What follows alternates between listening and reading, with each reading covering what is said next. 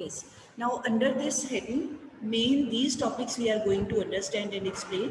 एक करना है हमने meaning, एक करना है steps taken for it. It मतलब globalization. What steps were taken by the government to promote globalization? उसके बाद करना है outsourcing का topic है. उसके बाद हमारा आएगा आगे topic है World Trade Organization का. ठीक है? ये topics हैं. All these come under the heading of this globalization. ठीक? तो नाउ मीनिंग क्या होता है? ग्लोबलाइजेशन वर्ड किससे बना है? सिंपली हमें देख के पता चल जाता है, ग्लोब वर्ड से बना है. तो ग्लोब का मतलब क्या होता है? 5th 6th क्लास में आप करते हो मैप्स एंड ग्लोब्स ज्योग्राफी में. तो globe in the sense, globe means representation of all countries of the world. अब हमने ज्योग्राफी नहीं लेना यहाँ पर, हमने इकोनॉमिक्स के पॉइंट ऑफ व्यू से वी हैव टू ऑब्जर्व. भाई ग्लोब का मतलब सारे कंट्रीज, ऑल कंट्रीज. तो ऑल कंट्रीज का फिर आगे क्या आगे बताया? ग्लोबलाइजेशन. तो globalisation means integration of Indian economy with all other countries of the world. Integration, integration होता है मेल जोल कह सकते हैं, इंटरेक्शन कह सकते हैं, वी कैन से आपस में डीलिंग्स कह सकते हैं, आपस में एक दूसरे के साथ रिलेशंस कह सकते हैं, बढ़िया बनाना, इकोनॉमिक रिलेशंस. ठीक है, और नहीं पॉलिटिकल या दूसरे नहीं, इकोनॉमिक रिलेशंस. तो इंटीग्रेशन या मतलब उनके साथ मेलजोल बढ़ाना, यही मतलब निकलता है इसका. तो globalisation means integration of Indian economy with other economies of the world so that free movement of trade and capital can be facilitated. So that free movement of trade and capital can be facilitated. ठीक है, integration क्यों करनी? दो कामों के लिए integration करनी. एक तो इकोनॉमीज का आपस में रिलेशंस इंप्रूव हो, इकोनॉमिक रिलेशंस. वो किस तरह से इंप्रूव होंगे? By facilitating free movement of trade. Trade का मतलब बोथ एक्सपोर्ट एंड इम्पोर्ट, कि दोनों एक्सपोर्ट इम्पोर्ट बढ़े, हमारा कंट्री भी ज़्यादा एक्सपोर्ट इम्पोर्ट करे बाकियों के साथ. Similarly other countries should also increase their export import with other countries of the world. सबके साथ एक्सपोर्ट इम्पोर्ट करें. And secondly capital. कैपिटल का मतलब इन्वेस्टमेंट. तो हर एक कंट्री जो होता है वो इन्वेस्टमेंट कई होता है. Some countries are poor, some countries are rich. तो जो रिच कंट्रीज है मतलब they are having sufficient capital with them, finance है, पैसा है उनका, वो कहीं इन्वेस्ट कर सकते हैं. तो जो नीडी कंट्रीज होते हैं जहाँ पे फाइनेंस की डेफिशिएंसी होती है, such type of countries need investment, foreign investment. जैसे इंडिया है तो इंडिया को बहुत फॉरेन इन्वेस्टमेंट की ज़रूरत है. हम लोग चाहेंगे कि हमारे यहाँ आके फॉरेनर्स जो हैं, फॉरेन कंपनीज, फॉरेन कंट्रीज के लोग वो यहाँ आके इन्वेस्टमेंट करें, कोई काम स्टार्ट करें. उससे हमारे लोगों को भी फ़ायदा होगा, एम्प्लॉयमेंट मिलेगी, इनकम बढ़ेगी, काम फैलेगा, प्रोडक्शन बढ़ेगी. तो इससे दोनों कंट्रीज़ को फ़ायदा होता है. ऐसा नहीं कि जो पुअर कंट्री है उसको ही फ़ायदा है, जो पैसा लगा रहा है the country who is which is investing उसको भी बेनिफिट है. वो भी प्रोडक्शन करके आगे अपने काम को सस्ते में कर सकता है, कम प्राइस के ऊपर, कम कॉस्ट के ऊपर कर सकता है. वो सब हम आगे पढ़ेंगे कैसे कर सकते हैं. ठीक है, यहाँ पर एक हमने ख्याल रखना है, फ्री मूवमेंट ऑफ लेबर नहीं है. ठीक है, फ्री मूवमेंट ऑफ लेबर नहीं है. लेबर का मतलब तो हो गया कि लोग आराम से चले जाएं दूसरे कंट्री में, दूसरे कंट्री के लोग आराम से आ जाएं. फिर यहाँ पर मुश्किल आती है. जो कंट्रीज होते हैं they do not allow free movement of people from one country to another. Otherwise तो हम कहें कि जी ग्लोबलाइजेशन है, चलो मुझे अमेरिका जाने दो, तो जाने तो नहीं देते है ना. या हम कहें कि चलो जी मुझे इंग्लैंड जाने दो, तो ऐसे तो नहीं जाने देंगे कि फ्री टिकट दी और एयर टिकट दी और चले गए. उसके लिए वीज़ा लगवाना पड़ता है ना. तो जो वीज़ा है, वीज़ा का मतलब एक रिस्ट्रिक्शंस हैं on the entry of people of other countries in our country. सारे ही कंट्रीज वीज़ा लगाते हैं, मतलब वो डिस्टिंक्ट करते हैं कि हम किन लोगों को अपने यहाँ आने देना चाहते हैं, किन को नहीं आने देना चाहते. तो जो लोगों की मूवमेंट है वो नहीं है अलाउड इसके अंदर ग्लोबलाइजेशन के, क्योंकि वो एक पॉलिटिकल इशू भी बन जाता है. बट अदर जो इकोनॉमिक आस्पेक्ट्स हैं कि ट्रेड फैसिलिटेट हो, इन्वेस्टमेंट फैसिलिटेट हो, कैपिटल का आना जाना हो, बस ये चीज़ें की जाती हैं. ठीक है, अच्छा उसके बाद ये मैंने सारा बताया. अब इसका मतलब एक बीच में लाइन लिखी हुई है, इन शॉर्ट लास्ट में लिखा है, globalisation aims to create a borderless world. तो बॉर्डरलेस का मतलब ये नहीं कि चलो जी इंडिया पाकिस्तान का बॉर्डर खोल दो, इंडिया चाइना का बॉर्डर खोल दो, जो मर्जी अटैक करे, हमला करे, ऐसा नहीं. ये एक सिर्फ कहने का तरीका है. बॉर्डरलेस का मतलब भी कोई रिस्ट्रिक्शंस ना हो. ठीक है, तो borderless only with respect to trade, with respect to export imports, with respect to investment, with respect to this capital. ठीक है, आउट गोइंग या कमिंग ऑफ कैपिटल, बस इस रिगार्ड से बॉर्डरलेस है, भी कोई पाबंदियाँ ना हो, आराम से सब लोग काम कर सके। अदरवाइज नहीं है सच में, लिटरल टर्म में नहीं है कि भाई सच में बॉर्डरलेस कर दिया, भाई बॉर्डर्स खोल दिए, ऐसा कुछ नहीं है। ठीक, अच्छा, उसके बाद है changes made by globalization of the Indian economy. Please correct this heading, heading की लाइन ही गलत बनी हुई है, यहाँ पर आप लिखिए steps taken by Indian government to promote globalization. ये हेडिंग गलत फॉर्म किया गया है बुक में, इसकी जगह इसको please correct, steps taken by India या Indian government to promote globalization. ठीक है, आगे ऑफ इंडियन इकोनॉमी लिखना है तब भी ठीक है, नहीं लिखना तब भी ठीक है, एक ही बात है कि भाई इंडिया की गवर्नमेंट ने क्या किया, मेन बात ये है। तो क्या किया, फर्स्ट एक एक पॉइंट लेते जाना है। First is new economic policy prepared a specified list of high technology and high investment priority industries. Automatic permission will be available to foreign investment up to 50% of foreign equity. Please underline high technology and high investment priority industries. मतलब ऐसी industries जहाँ पे बहुत highly complex technology चाहिए। ठीक है, आप पढ़ाइए, इतना तो आपको सबको ही पता है कि टेक्नोलॉजी भी, हम अगर एक जनरल लेमैन की लैंग्वेज में कहना हो, एक आम इंसान की लैंग्वेज में, तो एक तो होती है सिंपल टेक्नोलॉजी, एक होती है कॉम्प्लेक्स टेक्नोलॉजी। तो सिंपल तो सारे देश डेवलप कर लेते हैं, थोड़ा बहुत काम तो हर कंट्री में डेवलपमेंट होती है, बट जो कॉम्प्लेक्स टेक्नोलॉजी होती है, जैसे जस्ट फॉर एग्जांपल मान लो स्पेस से रिलेटेड कोई काम है, उससे रिलेटेड टेक्नोलॉजी, अब उसको तो सारे कंट्रीज डेवलप नहीं कर पाए हैं, या कोई और ऐसे टेक्निकली मतलब जिसमें बहुत नॉलेज की ज़रूरत है, बहुत एक्सपर्टीज़ की ज़रूरत है, ऐसी कॉम्प्लेक्स जो टेक्निक है, जिन इंडस्ट्रीज़ में ऐसी मशीनें लगती हैं जिसमें कॉम्प्लेक्स टेक्नोलॉजी से वो मशीनें चलती हैं, एक तो उनके लिए, और सेकंड क्या है, हाई इन्वेस्टमेंट, जिन कामों में बहुत ज़्यादा मनी की ज़रूरत है, मतलब पहले इन्वेस्टमेंट, बहुत ह्यूज इन्वेस्टमेंट इज़ रिक्वायर्ड, थोड़े पैसों से काम नहीं चलता, लार्ज फंड्स आर रिक्वायर्ड। तो ऐसी इंडस्ट्रीज जो है मेन, अब वहाँ पर क्या किया गया है, नाउ फॉरेन सेक्टर के जो लोग हैं, they have been allowed to have 51% of shares. Equity का मतलब शेयर, हिस्सेदारी, मतलब अगर कोई इंडस्ट्री इंडिया में है ऐसी, तो उसमें उसकी जो ओनरशिप है उसका 51% हिस्सा can be of the foreign sector people. तो अब आप ध्यान से अगर नोटिस करो, मैंने क्या बोला, 51, 50% पे तो दोनों कंट्रीज की बराबर की हिस्सेदारी होगी। 50% इंडिया का ओनर होगा, पर्सन होगा कोई, 50% बाहर का होगा, फिर तो दोनों इक्वल है। पहले क्या होता था, 51% इंडियन लोगों की थी भाई, एज जो है, एज मतलब अपर हैंड जिसको कह सकते हैं, वो इंडियन लोगों का ही रहे, मालिकाना हक जो है, ओनरशिप का राइट, वो इंडियन लोगों का ही रहे, उनका ही राइट ज़्यादा रहे, तो ज़्यादा डोमिनेंस इंडियन लोगों के शेयर के लिए रखी गई थी। बट अब क्या किया गया, अब उसको इम्प्रूव किया गया है कि अब कहा है ठीक है, कोई बात नहीं, फॉरेन के लोग आते हैं तो 100 में से 51% हिस्सा उनका भी हो सकता है, इंडियन लोगों का पार्ट 49% भी हो सकता है, कोई उसमें दिक्कत नहीं है। तो ये चीज़ इम्प्रूव की गई, पहले ऐसे नहीं था। ठीक है, तो मतलब इसका मतलब क्या हुआ कि अब फॉरेनर्स को फ्रीडम दी गई है कि वो यहाँ आके पैसे लगाएं किन कामों में, जहाँ पे कॉम्प्लेक्स टेक्नोलॉजी वाली machines are required, machinery required है, या बहुत इन्वेस्टमेंट की ज़रूरत है उस टाइप की इंडस्ट्रीज में। उसके बाद सेकेंड है foreign, in case of foreign technology agreements, automatic permission available in high priority industries up to sum of 1 crore, no permission. अच्छा, अब अगेन ये मेन टेक्नोलॉजी, मशीनरी, इन्वेस्टमेंट इसी से रिलेटेड है कि जिन इंडस्ट्रीज़ में अगेन फॉरेन कंट्रीज़ की कंपनीज के साथ एग्रीमेंट्स हुए हैं या एग्रीमेंट्स करते हैं, कोई भी जो सीधी सी बात है, कोई भी ट्रेड होता है तो उसमें पहले जो इंडियन कंपनी है और फॉरेन की कंपनी आपस में पहले उनका एग्रीमेंट होता है ना, टर्म्स कंडीशन दोनों को सेट बैठती हैं, तभी एग्रीमेंट आगे फॉलो किया जाता है। तो अगर एग्रीमेंट होता है ऐसा जिसमें टेक्निक का लेना देना है, मतलब इंडिया ने मान लो फॉरेन कंपनी से टेक्नोलॉजी लेनी है या फॉरेनर्स ने इंडिया से लेनी है, वाइस वर्सा, दोनों तरह हो सकता है, ऑटोमेटिक परमिशन इज प्रोवाइडेड। जिन इंडस्ट्रीज में 1 करोड़ तक के एग्रीमेंट हुआ है टेक्नोलॉजी के लेन देन का, सी टेक्नोलॉजी भी कोई फ्री में नहीं देता है, ये भी बात ध्यान में रखनी चाहिए। तो जैसे टेक्नोलॉजी ऐसे समझ लो कोई फॉर्मूला है कि काम कैसे करना है, तो वो जो इन्फॉर्मेशन है, वो जो नॉलेज है, वो जो टेक्निक को कैसे यूज़ करना है, उसके लिए भी पेमेंट करनी पड़ती है, फ्री में नहीं कोई भी देता, उसकी भी कीमत है, उसका भी प्राइस है। तो अगर 1 करोड़ रुपीस तक का प्राइस का वो एग्रीमेंट है, वो टेक्निक का कोई ट्रांजेक्शन है, तो अब वो लोग अपने आप कर सकते हैं। उसके लिए they don't have to take permission from the government, पहले लेनी पड़ती थी।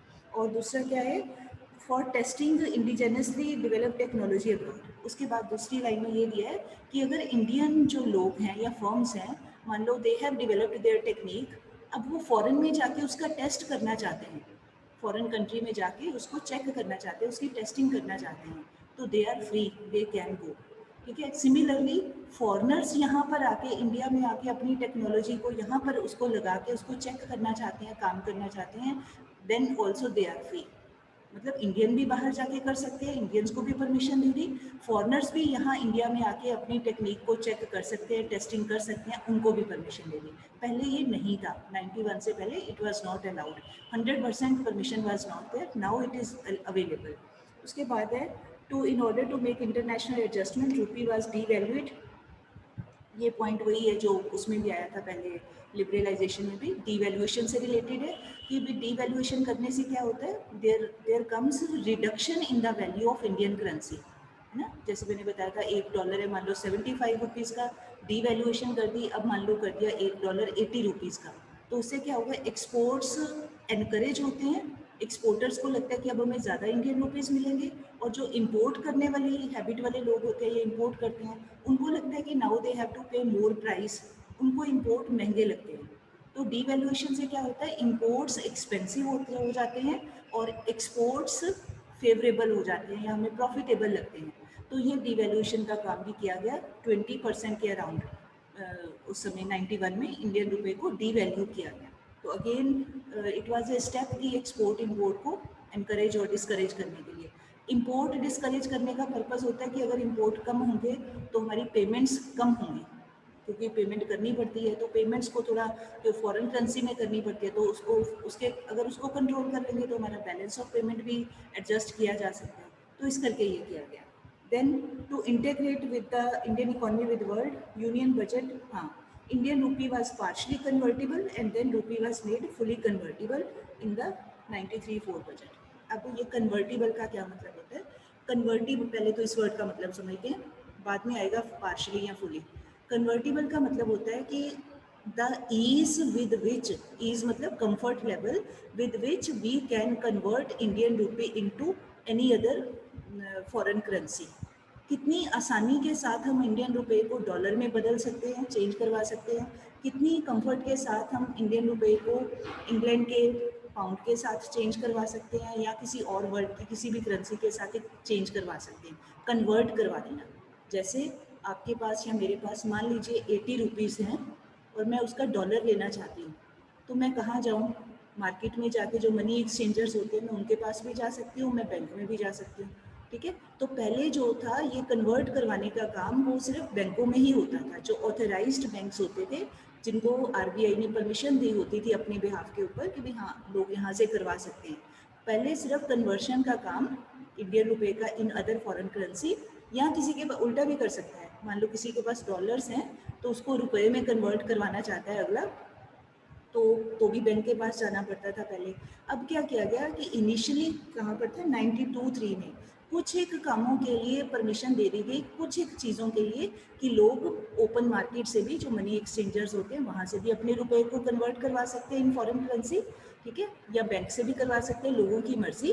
उसके बाद अगले साल के बजट में, नेक्स्ट ईयर के बजट में ये कहा गया कि अब फुली कन्वर्टिबल, मतलब लोग जहाँ से चाहें वो अपना कन्वर्ट करवा सकते हैं, जहाँ से बैंक से चाहे बैंक से कन्वर्ट करवा सकते हैं, ओपन मार्केट में जहाँ से भी वो चाहें वो कन्वर्ट करवा सकते हैं।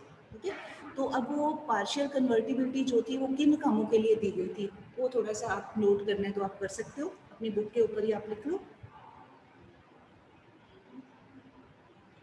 इट वॉज अलाउड फॉर, एक लाइन आप यू कैन राइट, जो पार्शियल कन्वर्टिबिलिटी पहले किसके लिए अलाउ किया गया था, it was allowed for export and import of goods and services, goods and services, and payment of interest, and payment of interest.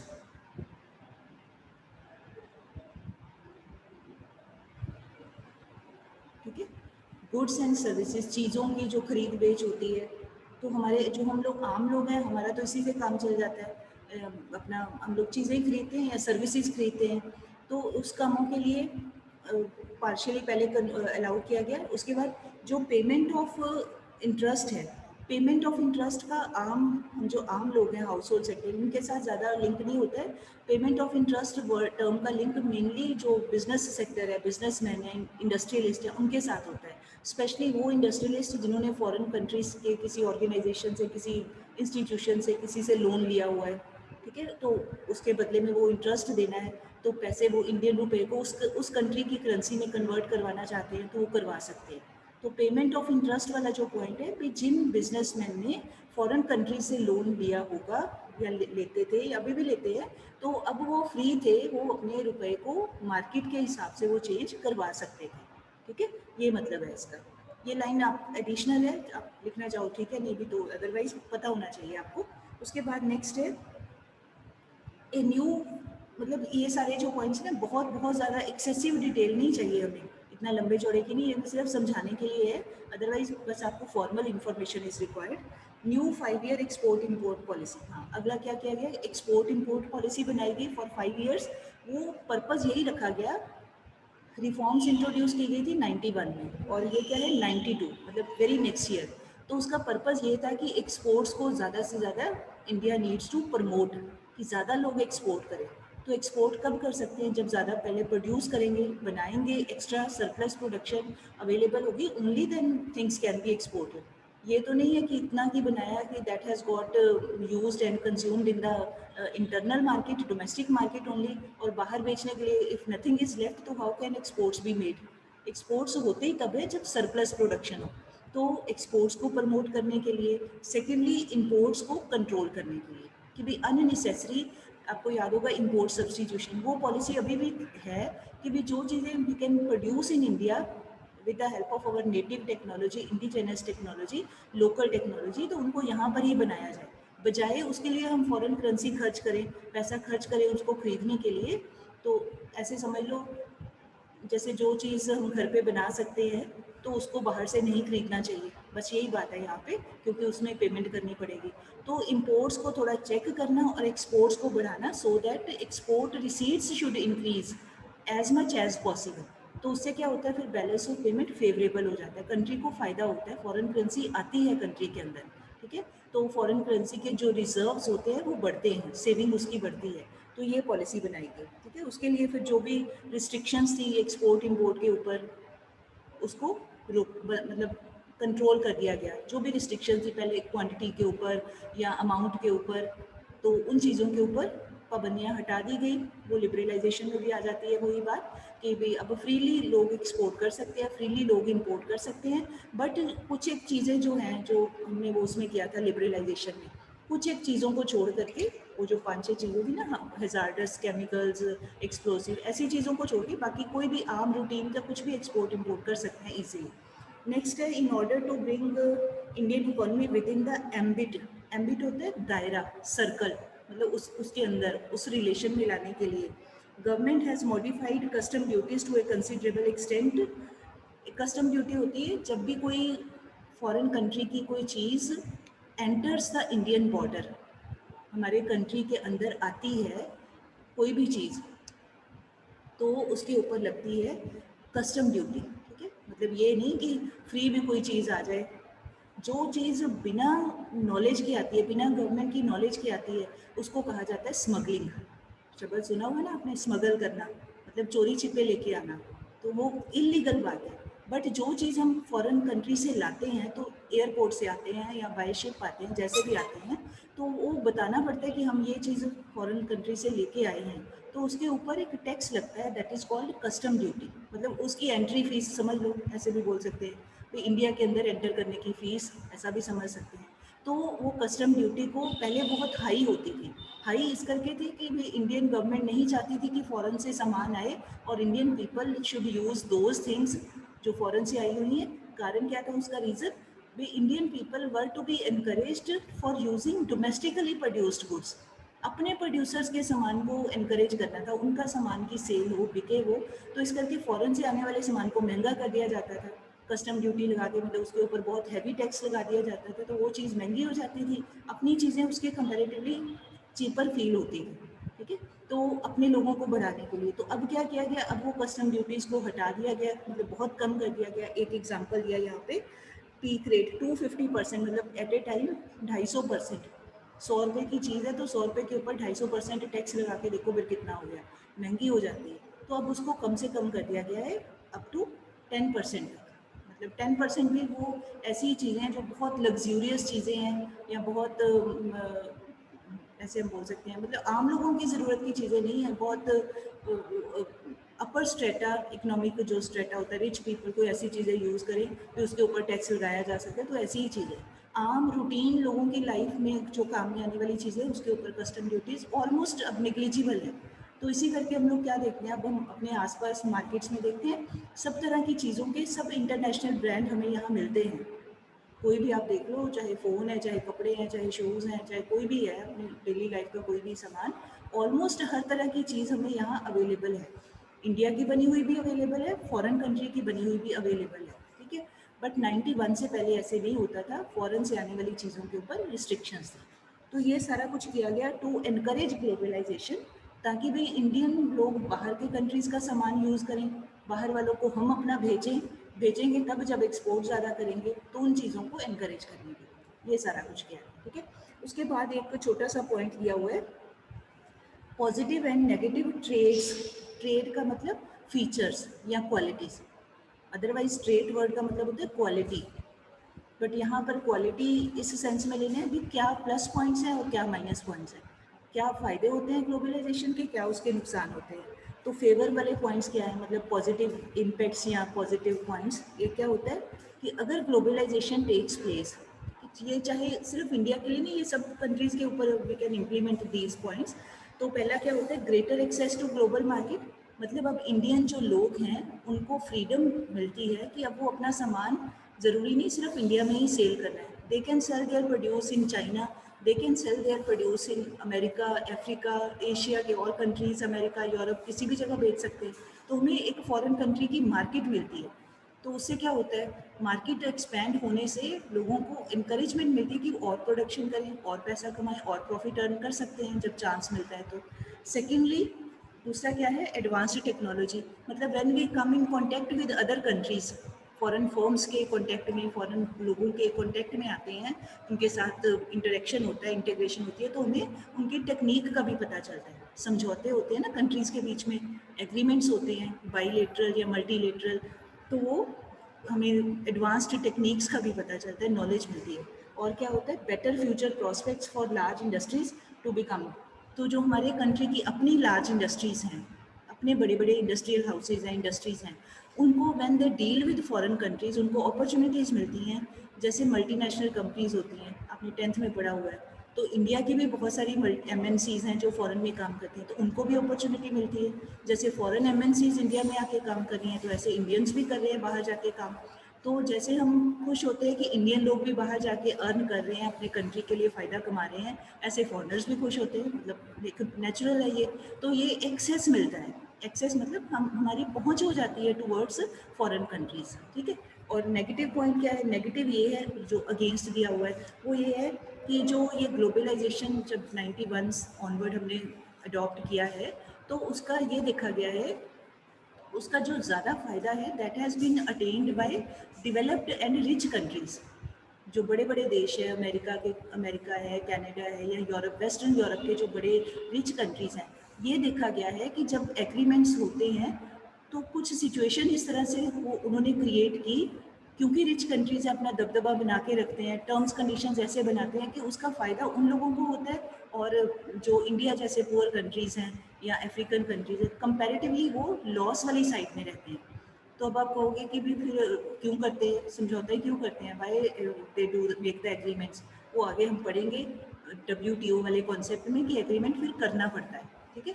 तो ये है। उसके बाद है कि जो पुअर कंट्रीज़ हैं, खास करके अफ्रीका और एशिया के, पॉवर्टी ऑफ वर्ल्ड को अगर हम देखें तो दो कॉन्टिनेंट्स पॉवर्टी वाले में आ जाते हैं, मेनली अफ्रीका और एशिया, बाकी तो सारे कंपैरेटिवली रिचर वाली साइड पे आते हैं।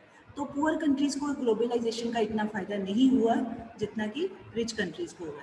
और दूसरा क्या है, मार्केट ड्रिवन, हाँ, इकोनॉमिक डिस्पैरिटीज बढ़ती हैं लोगों के अंदर, मतलब जिनको तो फायदा जिन लोगों को हो जाता है तो वो रिच होते जाते हैं, और gap between the rich and poor that keeps on increasing.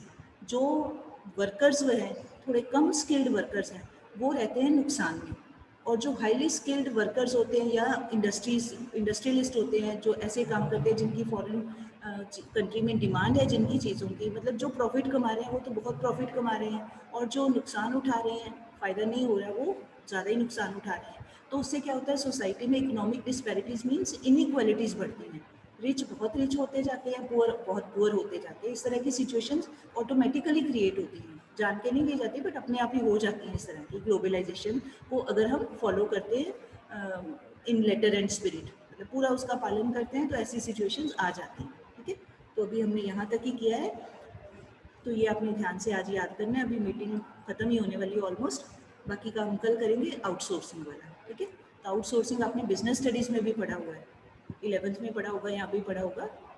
M I right? Jasmine पढ़ा है बेटे आउटसोर्सिंग का कॉन्सेप्ट?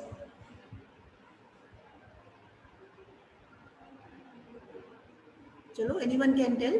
केतन पढ़ा हुआ है बेटे no ma'am, outsourcing? First year delete हो गया। ओके, कोई बात नहीं, यहाँ भी हमने थोड़ा सा ही करना है, कोई बहुत डिटेल नहीं चाहिए हमें, तो मतलब बेसिक आइडिया आपके दिमाग में है, तो we will do in the class also. ठीक है जी, so with this I want to thank you all. I am going to